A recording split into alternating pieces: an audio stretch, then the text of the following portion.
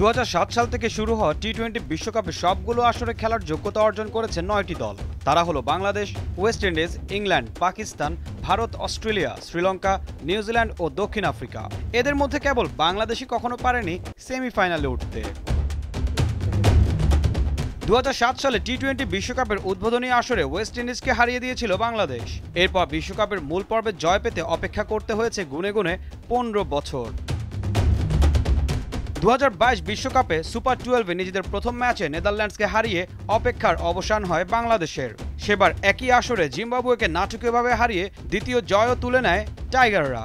মূল পর্বে 2 জয় বাংলাদেশের। টি-20 বিশ্বকাপে যা টাইগারদের ইতিহাসে সেরা সাফল্য।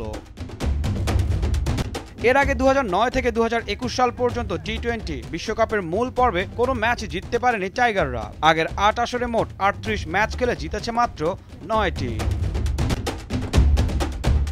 অর্জনের ঝুলি খালি থাকলেও ব্যক্তিগত অর্জনে বেশ প্রশংসা কুড়িয়েছে টাইগাররা। 2016 সালে তামিম ইকবাল টি-20 বিশ্বকাপে বাংলাদেশ হয়ে একমাত্র সেঞ্চুরিটি করেন। প্রথম রাউন্ডের ম্যাচে ধর্মশালায় ওমানের বিপক্ষে 63 বলে অপরাজিত 103 রানের ইনিংস খেলেছিলেন তিনি। টি-20 বিশ্বকাপের এক ম্যাচে 5 উইকেট নেওয়া একমাত্র বাংলাদেশি বোলার মোস্তাফিজুর রহমান। 2016 সালে সুপার 10-এ নিউজিল্যান্ডের বিপক্ষে 22 রানে 5 উইকেট শিকার করেছিলেন বাঁহাতি পেসার। আর বাংলাদেশের হয়ে টি-20 বিশ্বকাপে সর্বোচ্চ 3টি হাফ সেঞ্চুরির মালিক সাকিব আল হাসান। সর্বোচ্চ রান কিংবা উইকেট ছাড়াও সর্বোচ্চ ম্যাচ খেলার কারিগরও মিস্টার 75। ঈশান হাসান, দীপ্ত স্পোর্টস।